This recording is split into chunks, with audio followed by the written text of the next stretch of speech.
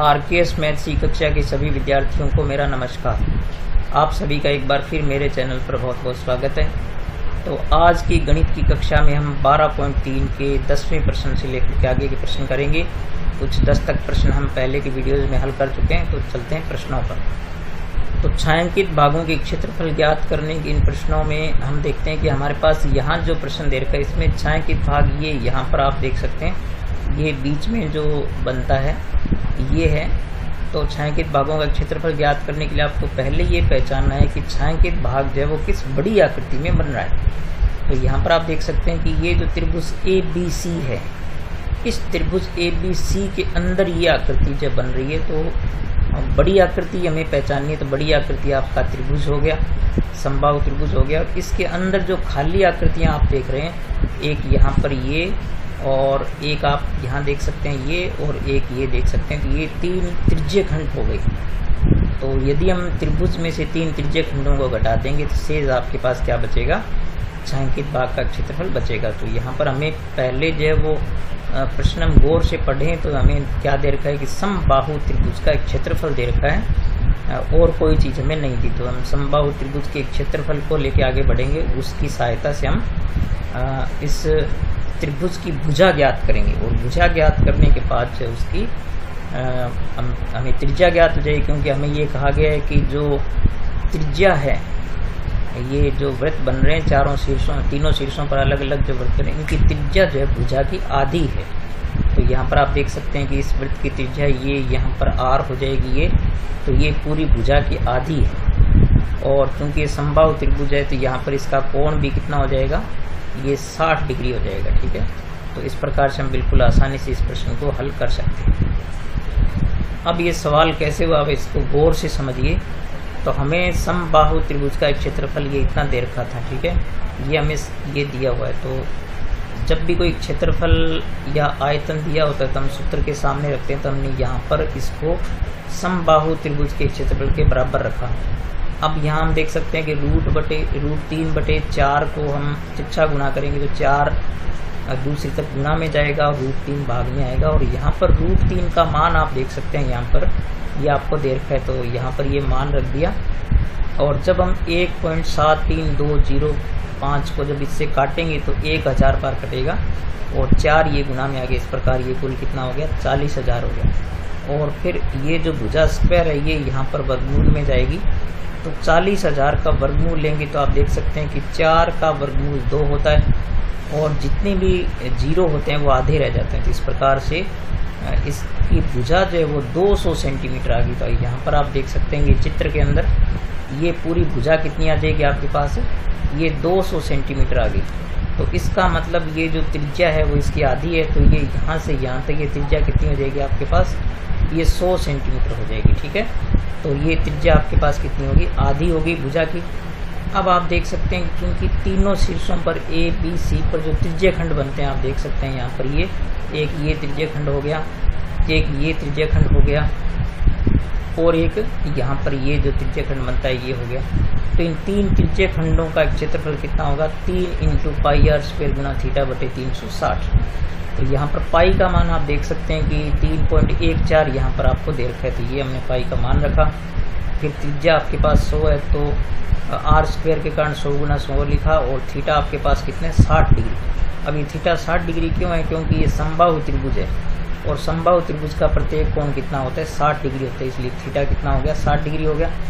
और इसको सरल किया तो देखो ये 0 से 0 कैंसिल हो गया और 6 × 6 = 36। फिर हमने क्या किया, ये जो 3 है, 3 दूनी 6 और 2 को काट दिया 3.14 से, तो ये 1.57 आ गया। और 1.57 को जब 100 × 100 से गुना करेंगे तो ये आपके पास आएगा 15,700 वर्ग सेंटीमीटर। इस प्रकार से त्रिज्य खंडों का क्षेत्रफल कितना हो गया, 15,700 सेंटीमीटर हो गया। अब हमें पता है कि छायांकित भाग का क्षेत्रफल ज्ञात करेंगे तो हम त्रिभुज में से इन 3 त्रिज्य खंडों का घटा देंगे। तो समबाहु त्रिभुज का क्षेत्रफल -3 त्रिज्य खंडों का क्षेत्रफल, तो ये तो हमें दिया हुआ था यहाँ पर और ये हमने ज्ञात कर लिया, घटाया, तो इस प्रकार से ये आपको प्राप्त हो गया। इसको आप गौर से अपने कॉपी पर नोट करते इसमें और थोड़ा समझ लें इसको अच्छी तरह। ठीक है, तो प्रश्नों को आपको यूँ नहीं देखना है कि ये कितना बड़ा है, बल्कि क्योंकि वो कैलकुलेशन में थोड़े सवाल लंबे हो जाते हैं। बाकी सरल, इसकी विधि बिल्कुल सरल है। कि आपको समबाहु त्रिभुज का एक क्षेत्रफल दे रखा है, हमने 3 त्रिज्यीय खंडों का एक क्षेत्रफल ज्ञात किया और समबाहु त्रिभुज में से घटा दिया। तो इस प्रकार से हमें जो है छायांकित भाग का एक क्षेत्रफल प्राप्त हो गया। अब हम चलते हैं नेक्स्ट क्वेश्चन पर, 11वें प्रश्न पर। यहाँ जो आप 11वां प्रश्न देख रहे हैं, इसमें आपको ये कहा गया कि एक वर्गाकार रुमाल पर, तो वर्गाकार रुमाल आप यहाँ पर ये देख सकते हैं, ABCD जो ये वर्गाकार एक रुमाल दे रखी है, 9 वृत्ताकार डिजाइन बने हुए हैं। इसमें आप देख सकते हैं कि ये 9 वृत्ताकार डिजाइन बने हुए हैं, जिनमें प्रत्येक की त्रिज्या कितनी है, 7 सेंटीमीटर है। तो ये जो वृत्त आप देख रहे हैं, प्रत्येक 9 वृत्त, इसमें प्रत्येक की त्रिज्या कितनी है, 9 सेंटीमीटर, नहीं सॉरी 7 सेंटीमीटर है। तो आपको क्या करना है कि ये रुमाल के शेष भाग का क्षेत्रफल आपको ज्ञात करना है। यानी ये 9 डिजाइन छोड़ करके ये जो बीच में यहाँ पर बनते हैं, जैसे मैं आपको दिखाऊं, ये लाल टिक बना करके, जैसे ये हो गया, ये हो गया, ये हो गया, यहाँ जो ये आपको स्थान दिखाई दे रहे हैं ना, इनका क्षेत्रफल आपको ज्ञात करना है। ये यहाँ पर काफ़ी सारे क्षेत्रफल बच गए यहाँ पर ये, यानी आपको समझ लेना चाहिए कि ये वर्ग जो बड़ी आकृति होगी, वर्ग में से 9 वृत्तों का घटा दें तो ये शेष क्षेत्रफल आपको ज्ञात हो सकता है। तो ये प्रश्न आप खुद करके भेजेंगे। मैं आपको इसको समझा देता हूँ कि सबसे पहले आप नंबर 1 आपको दे रखी है वृत्त की त्रिज्या, वो कितनी है, 7 सेंटीमीटर है। ठीक है, आप इसको पूरा खुद करना, मैं सिर्फ आपको आइडिया बता रहा हूँ सवाल करने का। तो आप देख सकते हैं कि इस प्रकार से ये 3 वृत्त एक वर्ग के अंदर जो है बराबर में बने हुए हैं। तो इसकी त्रिज्या जब इस वृत्त की 7 है तो व्यास कितना होगा, तो व्यास जो होता है त्रिज्या का दुगना होता है। तो वो हो गया आपके पास व्यास 2 गुणा 7, यानी कितना हो गया, 14 सेंटीमीटर हो गया व्यास इसका। अब आप देख सकते हैं कि ये यहाँ से यहाँ तक की ये जो दूरी है वो कितनी होगी, आप यहाँ पर मेरा कर्सर जहाँ चल रहा है वहाँ देखिए, 14 और 14 इसका हो गया और 14 इसका हो गया। तो इस प्रकार से भुजा कितनी हो गई, वर्ग की भुजा, तो वर्ग की भुजा जो है वो आपके पास हो गई। आप देख सकते हैं कि 3 वृत्त हैं, तो 3 गुणा व्यास, तो 3 गुणा व्यास करेंगे तो इस प्रकार से आप देख सकते हैं कि 3 गुणा 14 यानी कितनी हो गई, 42 सेंटीमीटर हो गई वर्ग की भुजा। अब आप क्या करेंगे, वर्ग का क्षेत्रफल निकालेंगे।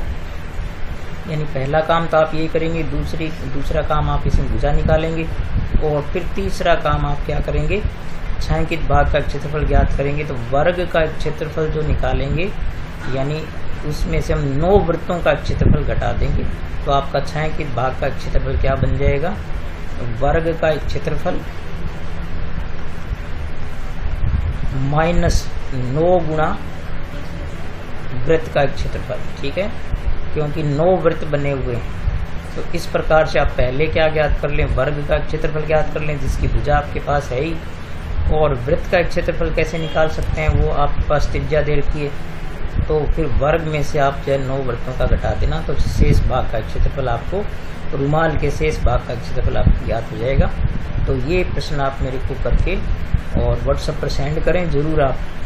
ठीक है, अब चलते हैं नेक्स्ट क्वेश्चन पर। तो यहाँ जो आप ये 12वां प्रश्न देख रहे हैं, इसमें आपको ये कहा है कि OACB के अंदर O और त्रिज्या 3.5 वाले एक वृत्त का चतुर्थांश है। तो आप यहाँ पर देख सकते हैं कि OACB, यहाँ पर आप इस चित्र में देखें आप, ये एक चतुर्थांश है। तो चतुर्थांश का प्रत्येक कोण कितना होता है, यहाँ पर 90 डिग्री होता है, इसलिए चतुर्थांश होता है।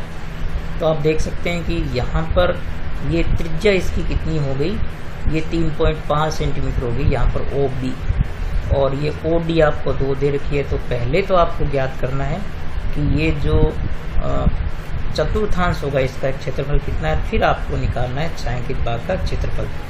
तो आप यदि गौर से देखेंगे तो बड़ी आकृति आपके पास चतुर्थांश होगी, और छोटी आकृति खाली जो इसके अंदर त्रिभुज बन रही है, तो हम चतुर्थांश में से इस समकोण त्रिभुज का क्षेत्रफल घटा देंगे, तो हमें जो है इसका छायांकित भाग का क्षेत्रफल ज्ञात हो जाएगा।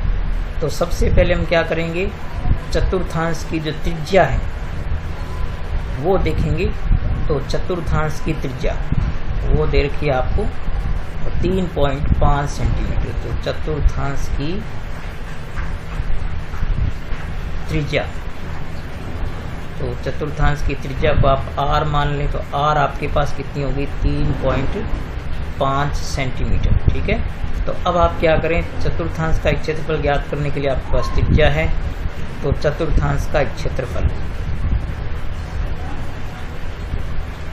चतुर्थांश का क्षेत्रफल, और चतुर्थांश के क्षेत्रफल का सूत्र आपको याद हो गया होगा अब तक, क्योंकि हम कई बार ज्ञात कर चुके हैं। तो 1/4 पाई r स्क्वायर, तो 1/4 इंटू पाई का मान हमें यहाँ पर कुछ नहीं दिया है, तो हम 22 क्या लेंगे 7, और r स्क्वायर है, तो आप स्क्वायर जब भी होता है तो त्रिज्या को 2 बार गुणा में लिखेंगे, तो इस प्रकार से 3.5 इंटू 3.5 हो गई।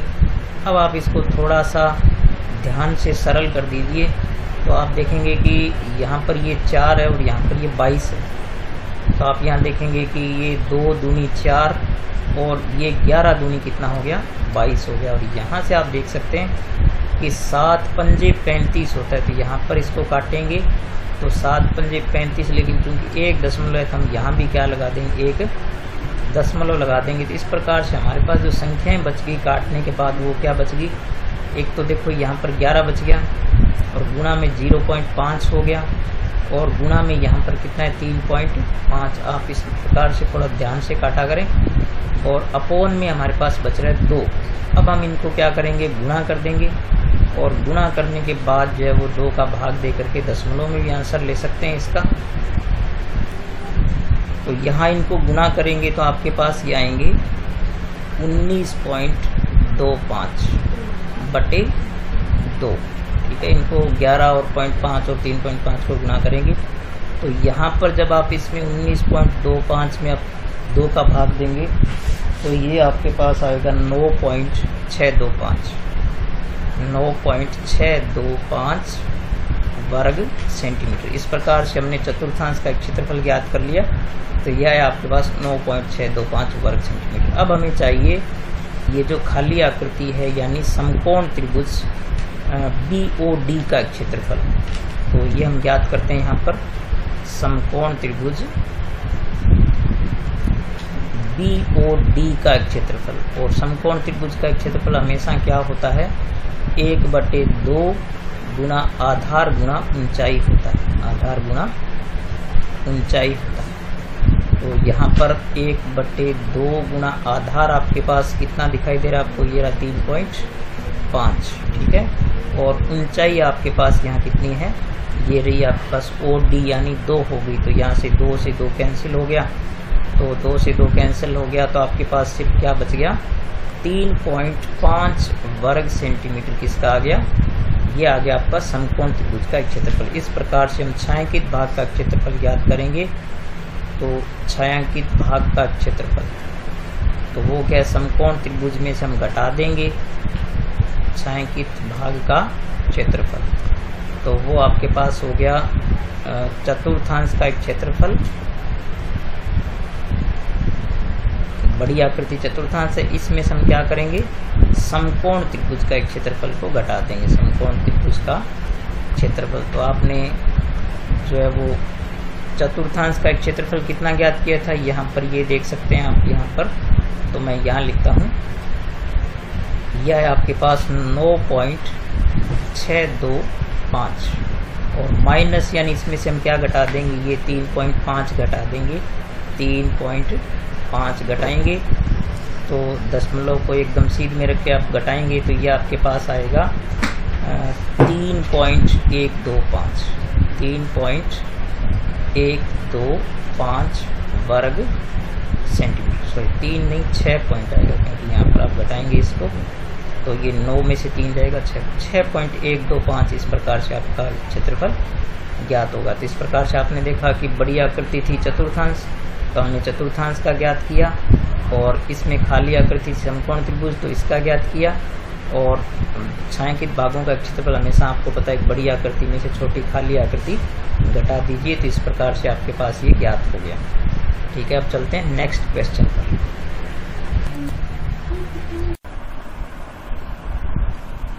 यहाँ 13वें प्रश्न में आप देख सकते हैं कि एक चतुर्थांश OPBQ के अंतर्गत एक वर्ग OABC बना हुआ है। तो यहाँ पर आप देखें कि ये चतुर्थांश है OPBQ, ठीक है, ये एक चतुर्थांश है, इसके अंदर ये OABC एक वर्ग बना हुआ है, खाली आकृति बनी हुई है। तो सीधा सा है कि हम चतुर्थांश में से वर्ग का क्षेत्रफल घटा देंगे तो हमारे पास जो है वो छायांकित भाग का क्षेत्रफल, इन दोनों भागों का क्षेत्रफल ज्ञात हो जाएगा। तो लेकिन पहले हमें क्या है कि इस वर्ग की भुजा दे रखी है, हमें कितनी दे रखी है 20 सेंटीमीटर। तो ये OA कितनी दे रखी है आपको यहाँ पर 20 सेंटीमीटर दे रखी है। तो हम वर्ग की भुजा से इसका विकर्ण ज्ञात कर सकते हैं और विकर्ण जो है वो क्या बनेगा, चतुर्थांश की त्रिज्या बन जाएगी। तो इस प्रकार से हमें त्रिज्या भी ज्ञात हो जाएगी तो हम इसका चतुर्थांश का क्षेत्रफल भी ज्ञात कर सकते हैं। तो सबसे पहले हम लिखेंगे वर्ग की भुजा। तो वर्ग की भुजा आपके पास कितनी है, वर्ग की भुजा OA बराबर आपके पास है 20 सेंटीमीटर। ठीक है, फिर आप देख सकते हैं कि वर्ग का विकर्ण, तो वर्ग का विकर्ण जो है वह भुजा से ज्ञात कर सकते हैं। बस आप एक थोड़ा सा सूत्र याद रखिए। तो वर्ग का विकर्ण हम क्या नाम दें इसको, OB आप देख सकते हैं यहाँ चित्र में। तो OB बराबर हो गया भुजा √2। ये आप सूत्र याद रखिए हमेशा। तो भुजा आपके पास कितनी है 20 और साथ में हो गया √2। तो इतना सेंटीमीटर आपके पास क्या होगी, इसका विकर्ण हो गया। अब जो जितना विकर्ण है वो उसकी चतुर्थांश की त्रिज्या भी होगी। तो आप लिख सकते हैं कि अतः चतुर्थांश की त्रिज्या, चतुर्थांश की त्रिज्या, तो त्रिज्या को हम R नाम दे देते हैं। त्रिज्या R कितनी होगी आपके पास 20√2 सेंटीमीटर हो गई त्रिज्या। अब त्रिज्या की सहायता से हम चतुर्थांश का एक क्षेत्रफल ज्ञात कर सकते हैं। तो चतुर्थांश का क्षेत्रफल, तो चतुर्थांश का एक क्षेत्रफल आप जानते हैं क्या होता है, 1/4 पाई R स्क्वायर होता है। तो 1/4 इंटू पाई हमें यहाँ पर दे रखा है ऑलरेडी, कितना है 3.14। तो हम यहाँ लेंगे 3.14 इंटू R स्क्वायर है। तो R हमारे पास यहाँ पर 20√2 है। इसको 2 बार लिखेंगे हम गुणा में, क्योंकि स्क्वायर है, यहाँ पर R स्क्वायर होता है। अब आप देख सकते हैं कि इनको जब आप गुणा करेंगे तो सरल करेंगे तो इसको 4 को हम काट सकते हैं 20 से। तो ये 4 एकम 4, 4 पंजे कितना हो गया 20 हो गया। तो इस प्रकार से हमारे पास संख्याएं बच गई 3.14 गुणा, यहाँ पर आप देख सकते हैं कि 5 को यदि हम 20 से गुणा करते हैं तो कितना हो गया ये 100। और एक चीज़ याद रखिए कि √2 को √2 से गुणा करेंगे तो पूरा 2 बन गया। तो यहाँ पर एक छोटा सा सूत्र मैं कोने पर यहाँ पर लिख रहा हूँ कि यदि √n को √n से गुणा करते हैं, यानी एक ही संख्या में रूट में 2 बार हो तो वो गुणा होने के बाद पूरा n बन गया। तो इस प्रकार से अब आप देख सकते हैं कि 200 को हम यदि 3.14 से गुणा करेंगे तो ये पूरा कितना आ जाएगा 628.00 वर्ग सेंटीमीटर हो गया। इस प्रकार आपने चतुर्थांश का क्षेत्रफल ज्ञात कर लिया। अब हम वर्ग का क्षेत्रफल बहुत आसानी से ज्ञात कर सकते हैं। तो वर्ग का क्षेत्रफल होता है भुजा स्क्वायर। वर्ग का क्षेत्रफल वो होता है भुजा स्क्वायर, और भुजा हमारे पास कितनी है 20 है। तो 20 का स्क्वायर करेंगे तो आप जानते हैं कि 20 को 20 से गुणा करेंगे तो कितना हो गया 400 वर्ग सेंटीमीटर। अब वर्ग का क्षेत्रफल हम चतुर्थांश में से घटा देंगे तो ये छायांकित भाग का क्षेत्रफल ज्ञात हो जाएगा। तो छायांकित भाग का क्षेत्रफल, छायांकित भाग का क्षेत्रफल, तो छायांकित भाग का क्षेत्रफल बड़ी आकृति आपके पास क्या है चतुर्थांश। तो हम लिखेंगे चतुर्थांश का क्षेत्रफल माइनस, यानी घटा देंगे किसका क्षेत्रफल, वर्ग का क्षेत्रफल। ठीक है, तो चतुर्थांश का क्षेत्रफल आपने कितना ज्ञात किया 628, और वर्ग का क्षेत्रफल आपने कितना ज्ञात किया 400 वर्ग सेंटीमीटर। तो इसमें से घटा देंगे तो आपके पास कितना बचेगा ये 228 वर्ग सेंटीमीटर हो गया। ठीक है, घटाने पर इस प्रकार से कितना आ गया 228 वर्ग सेंटीमीटर। तो इस प्रकार से आप जो है इस छायांकित भाग का क्षेत्रफल ज्ञात कर सकते हैं। तो बस आपको पहचानना है कि बड़ी आकृति क्या है और छोटी आकृति क्या है। तो बड़ी आकृति में छोटी आकृति खाली घटा देंगे तो जो हम छायांकित भाग का क्षेत्रफल आराम से ज्ञात कर सकते हैं। ठीक है, अब चलते हैं नेक्स्ट क्वेश्चन पर। तो यहाँ आप ये 14वां प्रश्न देखिए। 14वें प्रश्न के अंदर आपको दे रखा है कि AB और CD केंद्र O तथा त्रिज्याओं 21 और 7 वाले दो संकेंद्रीय वृत्तों के क्रम से दो चाप हैं। तो यहाँ पर आप देख सकते हैं कि ए बी बड़ा चाप है और सी डी छोटा चाप है। तो यदि आप इस आकृति की कल्पना करें तो ये एक त्रिज्यीय खंड बनता है। तो यहाँ पर बड़ा त्रिज्यीय खंड कौन सा हो गया? ओ ए बी हो गया। तो आप पहले क्या ज्ञात करेंगे? मैं यहाँ पर ये सवाल आप खुद करके मेरे को व्हाट्सएप पर सेंड करेंगे। आप नंबर 1 क्या ज्ञात करेंगे? त्रिज्यीय खंड ओ ए बी का क्षेत्रफल। ठीक है, तो ये मैं यहाँ लिख देता हूँ। नंबर 1 आप क्या ज्ञात करेंगे? त्रिज्यीय खंड का क्षेत्रफल। तो त्रिज्यीय खंड कौन सा? ओ ए बी का क्षेत्रफल, यानी ओ ए बी का क्षेत्रफल आप ज्ञात करेंगे। त्रिज्यीय खंड का क्षेत्रफल आप जानते ही हैं, पाई आर स्क्वायर गुना थीटा बटे 360। और दूसरा नंबर पर आप क्या ज्ञात करेंगे? त्रिज्यीय खंड ओ सी डी का क्षेत्रफल, ओ सी डी का क्षेत्रफल ये ज्ञात करेंगे उसी सूत्र से। तो त्रिज्याएं आपके पास, एक बार इसके लिए त्रिज्या आप कितना ले लेंगे? 21 सेंटीमीटर। और इसके लिए आप त्रिज्या यहाँ पर R1 मान लो, इसको R2 मान लो, इसके लिए आप ले लेंगे 7 सेंटीमीटर। तो थीटा इसके लिए भी कितना होगा? 30 डिग्री। और थीटा इसके लिए भी कितना होगा? 30 डिग्री। तो दोनों क्षेत्रफल ज्ञात करके और बड़े वाले क्षेत्रफल इसमें से आप क्या कर देना? इसको घटा देना, तो छायांकित भाग का क्षेत्रफल ज्ञात हो जाएगा। तो ठीक है, इस प्रश्न को आप हल करके मुझे व्हाट्सएप पर सेंड करें। अब चलते हैं नेक्स्ट क्वेश्चन पर। यहाँ पर जो 15वां प्रश्न है ये बहुत ही महत्वपूर्ण और थोड़ा सा मुश्किल दिखने वाला प्रश्न है, लेकिन आप इसको गौर से समझिए कि हमें यहाँ कहा है कि ए बी सी त्रिज्या 14 सेंटीमीटर वाले वृत्त का चतुर्थांश है।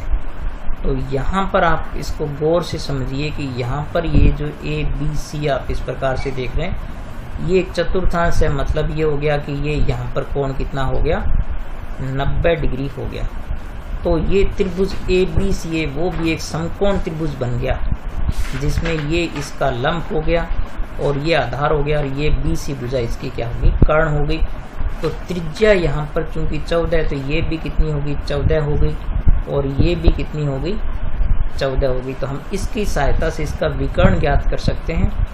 और इस विकर्ण पर ये बन रहा है अर्धवृत्त। ठीक है, तो अर्धवृत्त के अंदर जो आप यहाँ पर ये जो कुछ हिस्सा देख रहे हैं, मैं यहाँ पर इसको इस प्रकार से लाइनें खींच के दिखा रहा हूँ, ये वृत्तखंड है।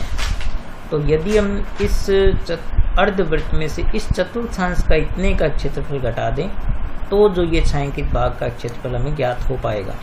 तो इसके लिए हमें कुछ चीज़ें पहले ज्ञात करनी पड़ेगी। पहले तो हमें क्या है कि इस अर्धवृत्त की त्रिज्या जो है वो इस बी सी व्यास बनता है, इसके सहायता से ज्ञात करनी पड़ेगी। और ये बी सी जो है वो त्रिभुज ए बी सी का विकर्ण है, तो ये विकर्ण पहले ज्ञात करना पड़ेगा। तो हम इसकी सहायता से इसको आगे बढ़ाते हैं। तो चूंकि समकोण त्रिभुज में सबसे पहले हम समकोण त्रिभुज की सहायता से आगे बढ़ेंगे। तो समकोण त्रिभुज ए बी सी में कर्ण बी सी, यानी कर्ण जो ज्ञात करेंगे आप यहाँ पर, तो कर्ण का सूत्र लगाएंगे, पाइथागोरस प्रमेय का सूत्र लगाएंगे। तो कर्ण स्क्वायर बराबर क्या होता है? लंब स्क्वायर प्लस आधार स्क्वायर होता है। तो कर्ण का नाम आप यहाँ पर रखेंगे बी सी। तो बी सी का स्क्वायर या बी सी बराबर लेंगे तो यहाँ पर आप अंडर रूट ले लीजिए साथ में, क्योंकि वर्ग जब वर्गमूल में चला जाएगा।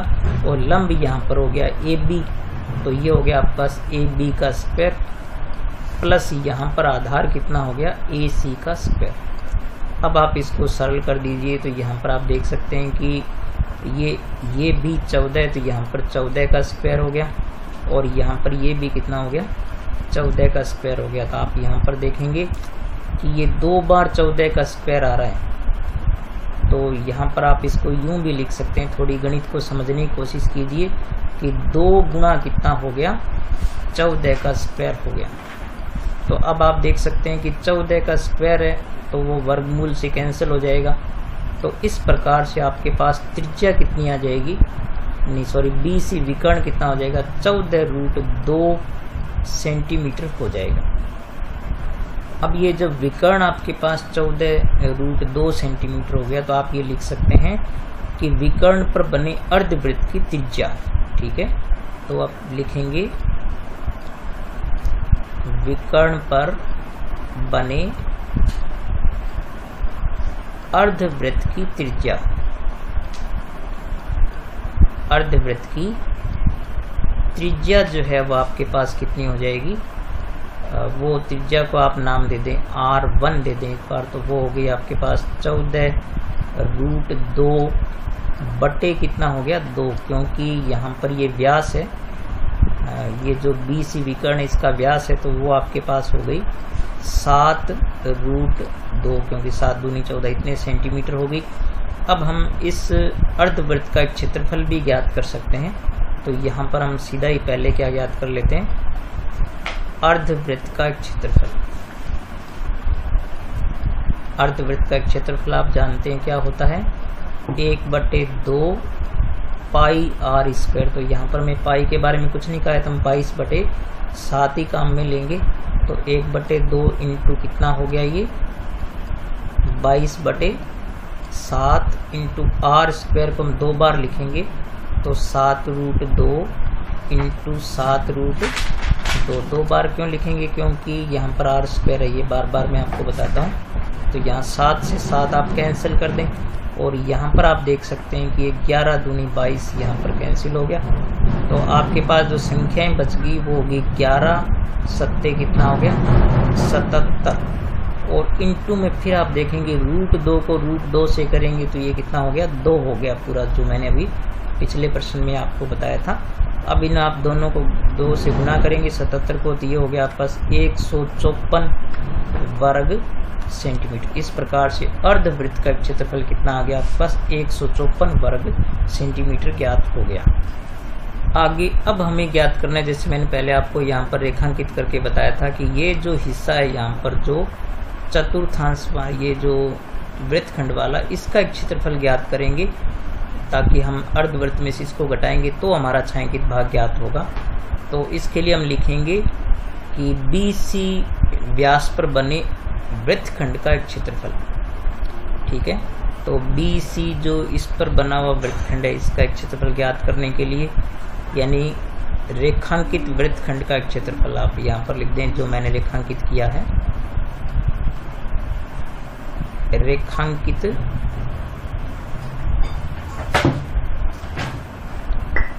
वृत्तखंड का क्षेत्रफल। तो रेखांकित वृत्तखंड का क्षेत्रफल ज्ञात करने के लिए आपको 2 काम करने पड़ेंगे। ये जो चतुर्थांश यहाँ पर बनता है, तो चतुर्थांश के क्षेत्रफल में से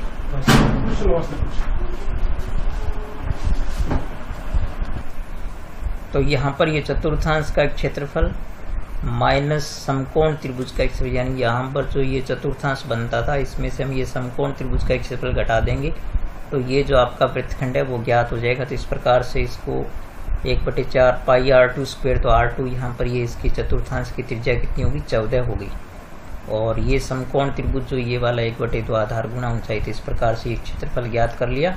तो यहाँ देखें कि ये जो चतुर्थांश का एक क्षेत्रफल है, इस वृत्तखंड का क्षेत्रफल जो है वो कितना आ गया आपके पास 56 सेंटीमीटर स्क्वायर आ गया आपके पास। अब तो छायांकित भाग का क्षेत्रफल आप ज्ञात करेंगे, तो इस अर्धवृत्त में से क्या घटा देंगे, ये जो वृत्तखंड का क्षेत्रफल है इसको आप घटा देंगे, तो इस प्रकार से हमें जो है वो छायांकित भाग का क्षेत्रफल ज्ञात हो जाएगा। तो इस प्रकार से आप देखिए कि ये मुश्किल सा दिखने वाला जो प्रश्न है, इसमें आपने सबसे पहले हमने क्या ज्ञात किया, ये जो विकर्ण है वो ज्ञात किया। और विकर्ण क्यों ज्ञात किया, क्योंकि ये जो विकर्ण है वो इस अर्धवृत्त का व्यास है, तो इसकी सहायता से त्रिज्या ज्ञात हो गई। और फिर हमने अर्धवृत्त का क्षेत्रफल ज्ञात कर लिया, और अर्धवृत्त के क्षेत्रफल में से हमने क्या किया, ये लघु वृत्तखंड का क्षेत्रफल ज्ञात कर दिया, घटा दिया। तो यहाँ पर आप इसको ज्ञात करके जब थोड़ा सा ध्यान से इसको कैसे याद रखें आप, कि जो वृत्तखंड है वो क्या होता है, ये चतुर्थांश में यदि हम इस समकोण त्रिभुज का घटा दें, इसका जो इतना भाग आपको दिख रहा है, तो ये वृत्तखंड बचेगा, और वृत्तखंड को हम इस अर्धवृत्त में से घटा देंगे, तो हमारे पास क्या आ गया, ये छायांकित भाग का क्षेत्रफल ज्ञात हो गया। तो इसको आप 1-2 बार ध्यान से देखिए, अपनी कॉपी पर नोट कीजिए, फिर इस प्रश्न को समझने की कोशिश कीजिए।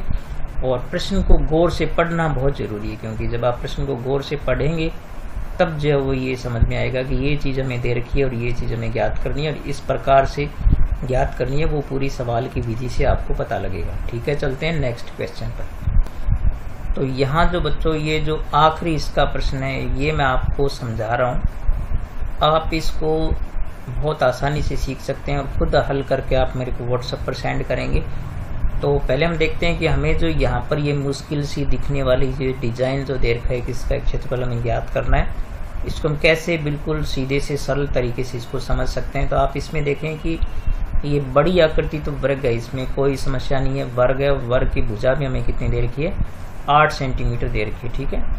और इसमें आप देख सकते हैं कि वर्ग की जो भुजा है 8 सेंटीमीटर, वो इस ये कहा है कि 8 सेंटीमीटर त्रिज्या वाले दो वृत्तों के चतुर्थांशों के बीच का जो घनिष्ठ भाग है वो आपको ज्ञात करना है। तो यहाँ पर आप देखें इस चित्र में, यहाँ पर हम देखेंगे कि ये वर्ग है आपके पास, यहाँ पर जैसे हम इसका नाम दे दें ABCD, ये वर्ग है।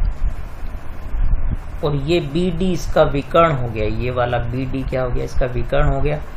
तो ये जो इतना हिस्सा है आप इसका एक क्षेत्रफल ज्ञात कर सकते हैं, इसको हम कहते हैं वृत्तखंड, ठीक है। ये आपके पास क्या हो गया, वृत्तखंड ज्ञात हो गया। तो पिछले प्रश्न में जैसे हमने क्या किया था कि ये जो यहाँ पर चूंकि चतुर्थांश बनता है ABD ये वाला, तो आप क्या करेंगे, पहले इस वृत्तखंड का क्षेत्रफल ज्ञात करेंगे। आप बस सीधा ही क्या ज्ञात करना, वृत्तखंड का क्षेत्रफल। वो भी आप किस तरीके से ज्ञात कर सकते हैं कि पहले आप ज्ञात करें चतुर्थांश कौन से का क्षेत्रफल, चतुर्थांश ABD का क्षेत्रफल, ABD का क्षेत्रफल, ठीक है। और इसमें से आप क्या घटा दें, समकोण त्रिभुज ABD का क्षेत्रफल, ठीक है। तो इसका नाम थोड़ा अपने क्या करते हैं, यहाँ पर मैं एक E ले लेता हूँ ताकि इसका नाम दोबारा बदल के अपने क्या रख देते हैं, ABED का क्षेत्रफल, ABED का चतुर्थांश का नाम हमने क्या दे दिया, ABED। तो ABED आप इस प्रकार से देख सकते हैं, ये बन गया आपका चतुर्थांश। और इसमें से हमें किसका, समकोण त्रिभुज ABD का क्षेत्रफल घटाना है। तो समकोण त्रिभुज ABD का क्षेत्रफल, ABD का क्षेत्रफल। तो यहाँ पर आप देखेंगे कि चतुर्थांश तो आप जानते हैं कि 1/4 क्या होता है, πr² होता है। और समकोण त्रिभुज का होता है 1/2 गुणा आधार गुणा ऊंचाई होता है। तो ये सब चीज़ें आपके पास है। आपको पाई का मान 22/7 ले लेना आप यहाँ पर। और त्रिज्या आपके पास यहाँ पर ये कितनी है, इसकी 8 है ये आपके पास यहाँ पर ये, तो ये त्रिज्या 8 ले लेना। और आधार इसका कितना हो गया, 8 हो गया। और ऊंचाई भी कितनी होगी। तो ये जब वृत्तखंड का क्षेत्रफल आपको ज्ञात हो जाएगा तो आपको क्या करना है कि ये एक वृत्तखंड है और आप यहाँ पर मैंने डॉट डॉट करके दिखाया, तो ये भी यहाँ पर क्या है, ये भी वृत्तखंड है। तो इसका दुगुना कर देंगे तो आपका ये जो डिजाइन का क्षेत्रफल ज्ञात हो जाएगा। तो लास्ट में आप क्या करना है, इसको ज्ञात करके ये जब आपको ज्ञात हो जाए ना ये वाला वृत्तखंड का, तो आप लिख देना डिजाइन का क्षेत्रफल।